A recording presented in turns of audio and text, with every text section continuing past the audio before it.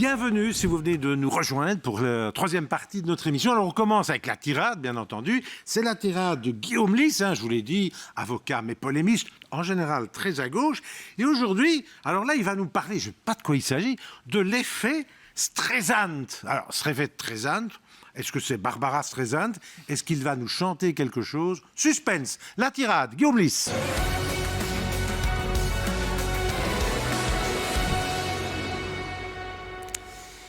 Merci, monsieur Vreboss. Je mourrai ce soir moins bête que je ne me suis levé ce matin. J'ai fait la découverte aujourd'hui d'un nouveau concept dont j'ignorais tout. Il s'agit de l'effet Streisand. L'effet Streisand qui se définit, je cite, comme un phénomène médiatique qui se concrétise par une surdiffusion d'une information que l'on voulait caché. Et on a eu cette semaine un cas d'école en Belgique avec ce qui a commencé par une disparition inquiétante. C'est la disparition de cet article sur le site du magazine Moustique le mardi 2 avril qui s'intitulait comme suit « L'EMR, lobby des sociétés de paris sportifs, le rôle de Georges-Louis Boucher interroge ». Alors première question, qui a exigé le retrait de cet article? Je ne suis pas là pour accuser qui que ce soit. Oui. Le bon sens nous dit que c'est... Oui, vous n'avez pas fait d'enquête, quoi. Non, je n'ai pas fait d'enquête. C'est moche, hein. Mais l'avocat que je suis croit en la présomption d'innocence et donc j'attends justement qu'une enquête indépendante puisse se faire. Mais que disait cet article? Et c'est justement ici que l'effet Streisand commence. On a eu des print screens de cet article qui aborde en fait les liens qui unissent le président du MR avec des lobbies de sociétés de paris sportifs et notre ancien ministre de la Justice, M. Van Quickenborn, qui accuse le président du MR d'avoir empêché toute réglementation des sites de paris en ligne. On parle de conflit d'intérêts, de confusion des rôles dans le chef de ce président de parti, qui est aussi président d'un club de foot sponsorisé par Ladbrokes, qui est aussi pilote de rallye, je l'ignorais, sponsorisé également par Ladbrokes, et donc qui aurait tout fait pour protéger sa chasse gardée, je dirais. Pas de preuves. C'est ce que dit l'article. Oui. Je ne fais que rappeler le contenu de cet article. Et il y a aussi un rappel salutaire à faire, je dirais, pendant cette campagne électorale, monsieur Vreboss. C'est l'article 25 de la Constitution qui nous dit que la presse est libre et que la censure est interdite. Il me semble qu'il est important de dire qu'à tout qui tenterait de s'immiscer là-dedans, l'effet Streisand vous guette. Oui, ici en tout cas, c'est toujours une liberté de parole totale. Dont je profite. Alors, on va maintenant vous présenter nos nouveaux invités. C'est d'abord Aimé Bill. Aimé Bill, bonsoir. Bonsoir. Vous êtes enquêteur, vous avez été enquêteur à la gendarmerie dans des affaires financières, mais aussi dans l'affaire de la Champignonnaire et la fameuse affaire Dutroux. Vous sortez un livre, L'enquête assassinée chez Investigation, préfacé par le procureur Bourlet, par Philippe Geluck et par un major de la gendarmerie, Johan Terlink. Avec nous aussi Maître Magnier, qu'on ne doit plus présenter, ténor, bâtonnier, toujours bâtonnier au barreau de Bruxelles, j'ai toujours, puisque le titre existe toujours, et qui fut l'avocat de Dutroux, oui, en plus.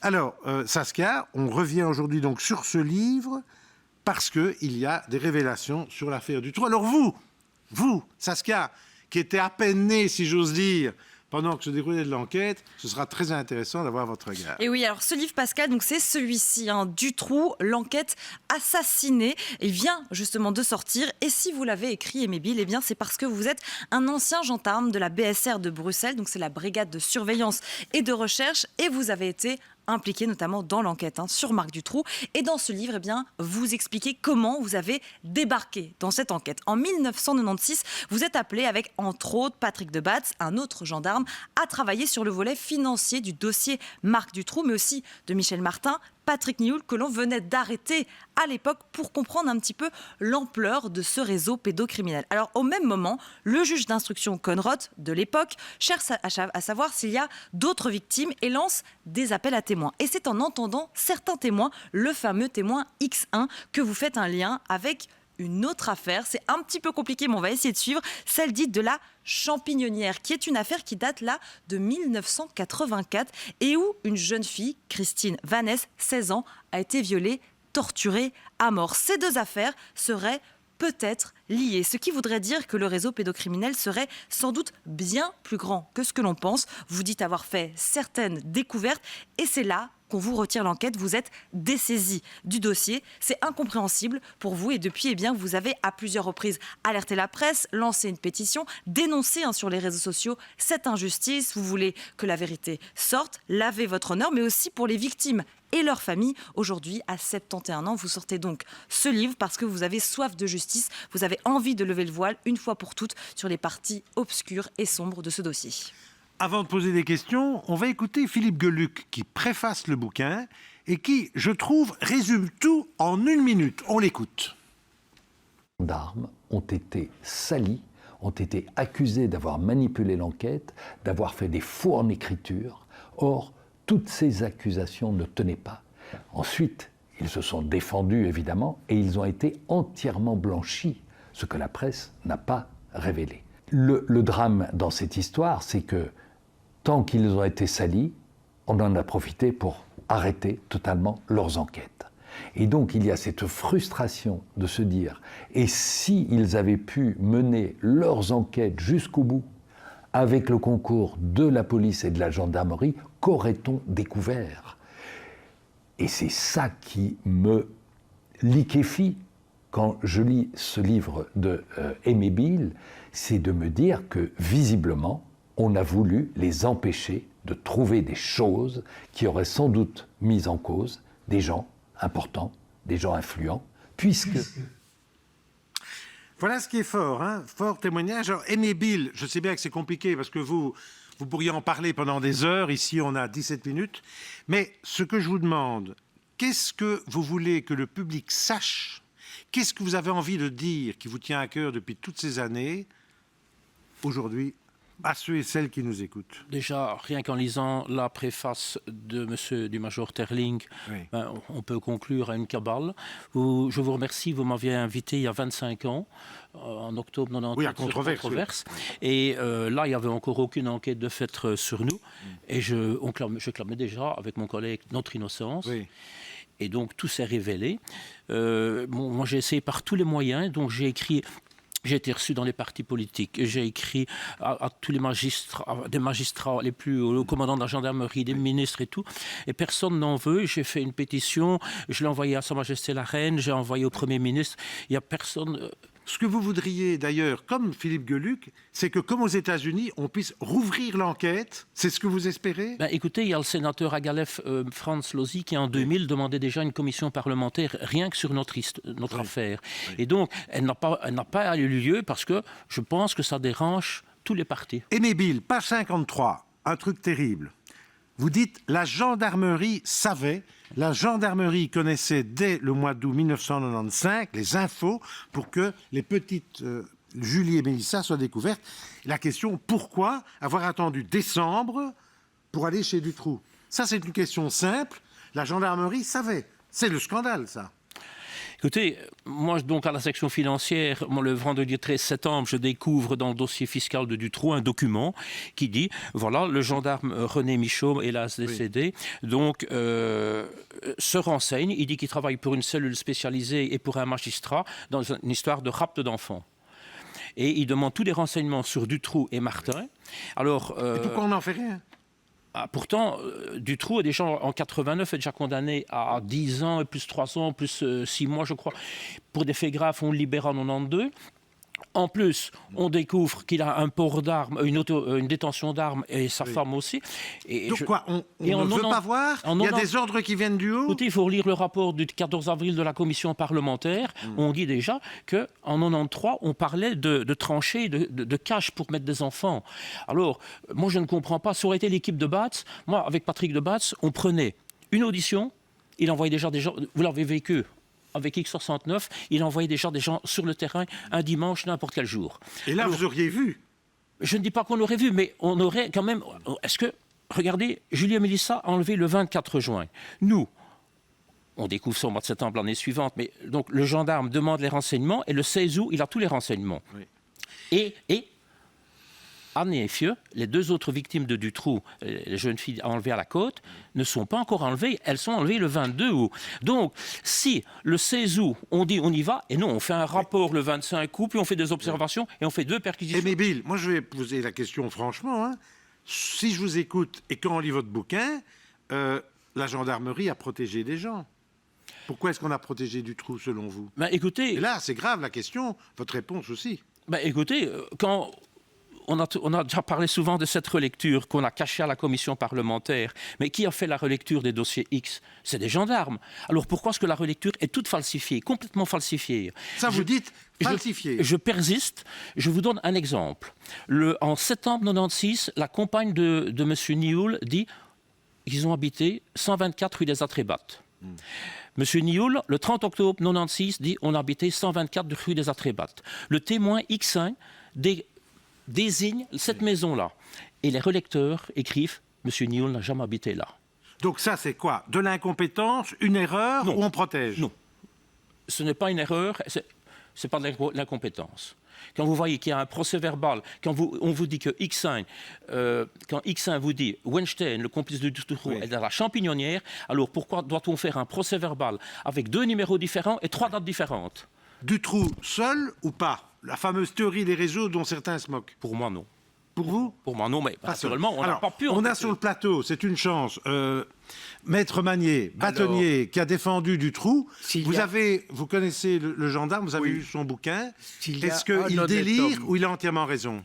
Il a raison. S'il y a un honnête homme, notamment, c'est le procureur du roi, M. Michel Bourlet.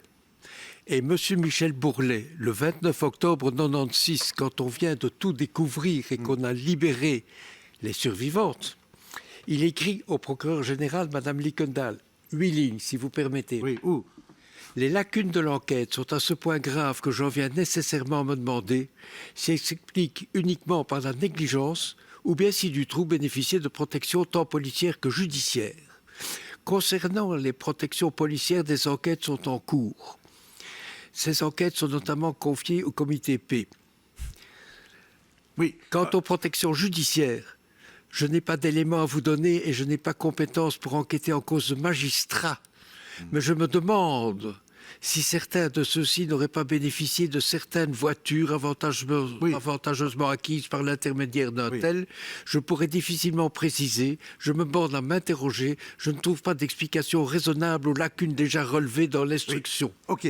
Donc, Alors Aimé Bill, est-ce que vous avez compris aujourd'hui pourquoi on vous a sali avec votre collègue on vous a écarté de l'enquête? Est-ce que vous avez vraiment compris pourquoi, alors que vous avez été non seulement blanchi, mais même félicité, et qu'il y a un major qui vous fait une préface? Vous savez, avec Patrick Debatz, il ne fallait pas nous dire « tu laisses tomber ça ». Donc c'était... On ne vous l'a jamais dit? Non, on n'aurait pas pu nous le dire. Et donc, pour nous écarter, ils ont commencé à monter des faux dossiers contre nous. Et donc, j'ai eu vraiment des faux dossiers. Et quand je vous dis que je mets des hauts placés à la gendarmerie en faute et des magistrats, je vais m'exprimer ici clairement. Quand vous avez un des plus hauts magistrats de Belgique, le procureur général de Bruxelles, qui, le 30 mars 2000, adresse un rapport de 17 pages d'accusation contre Debatz et moi-même à l'état-major de la gendarmerie, et que 3 mois après, vous avez une lettre de l'état-major qui n'a pas un mot qui retient la route. Il n'y a pas une seule accusation. Et alors quoi? Pourquoi? Parce qu'il fallait nous écarter. Mais pourquoi il fallait nous écarter? On dérangeait. Mais pourquoi? Moi, j'aimerais savoir qu'est-ce que vous avez trouvé Saskia. concrètement qui pouvait déranger? Des éléments aujourd'hui que vous pouvez nous donner. Par exemple, moi je m'occupais du dossier de la Champignonnière. Bon, quand vous avez le juge Van Espen qui pendant 12 ans, on n'a pas fait grand-chose. Et 6 mois après de virer, j'apprends que sa sœur, Françoise, est la marraine du fils de M. Nioul.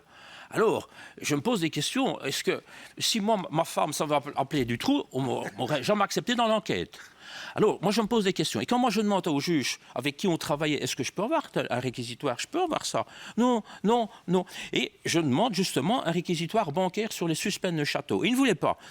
J'ai insisté. Il ne voulait pas. Finalement, allez, là, ton papier. Et je le lance aux banques, et toutes les banques, parce qu'ils me disaient comme excuse, les banques ont des archives 10 ans. Et les banques répondent 10 ans. Vous sentiez à ce moment-là déjà des pressions à l'époque? Oui. Et le 2 juin, la banque du Crédit Professionnel de Hainaut m'apporte la preuve que Marc Dutroux a ouvert un compte dans les 72 heures de la Champignonnière. Il a versé 135 000 et 65 000 sur le compte de son épouse, au guichet de la banque. Et là, vous faites le lien. Mais donc... Non, attention, ce n'est jamais nous qui avons fait le lien. Des magistrats, ça c'est important parce qu'on a toujours, même Madame tantôt le disait, non, ce n'est pas nous qui faisons le lien. Quand X1 témoigne, elle explique qu'elle a assisté au meurtre d'une jeune fille dans une cave. Et mes 2 collègues se regardent et ils se disent c'est la Champignonnière. Et ils se disent, mais non, ça a été résolu. Mais il y a derrière, il y a des magistrats nationaux qui sont là.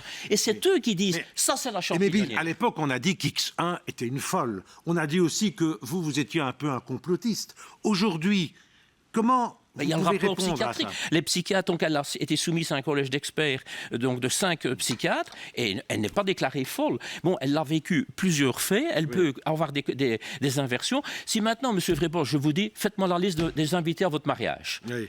Et vous allez me dire, je vais vous dire, vous êtes un menteur, votre tante Germaine est à l'hôpital. Est-ce que pour ça, vous n'êtes pas crédible? Eh bien, c'est ce qui s'est passé avec X.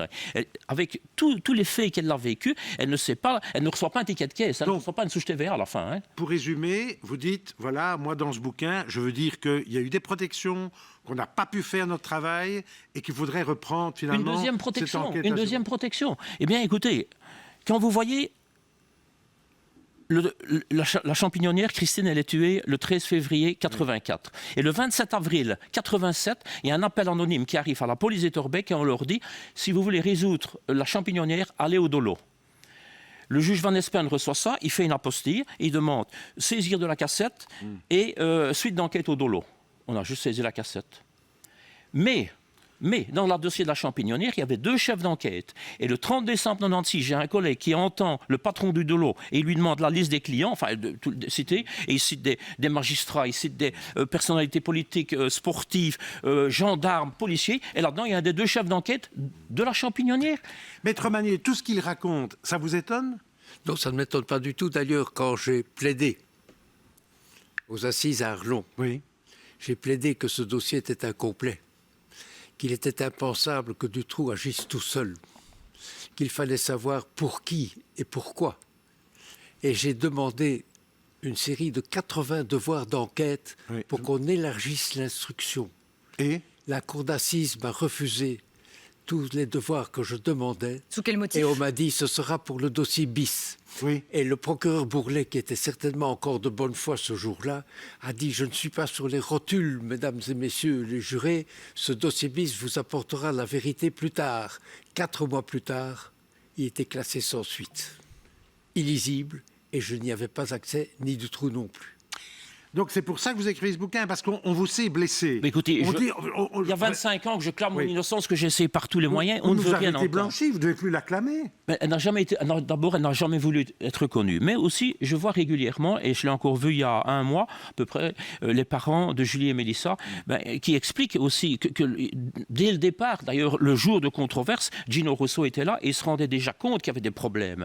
Alors, bon, ces gens restent dans la tristesse parce que, bon, il y a des choses. Alors, bon, moi, je me dis, autant quand même que maintenant, puisque tous les moyens ont été essayés, personne n'en veut, je me dis, on va mettre tout dans un livre et espérons qu'un jour, quelqu'un va reprendre. Et Aimé Bill, qu'est-ce que vous pensez, à votre avis, qu'est-ce qu'il y a derrière tout ça?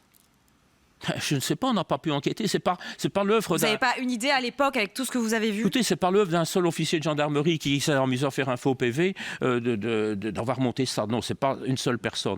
Bon, je ne sais pas ce qu'il y a derrière. C'est un réseau bien plus grand avec des personnes peut-être connues qui seraient peut-être derrière tout ça.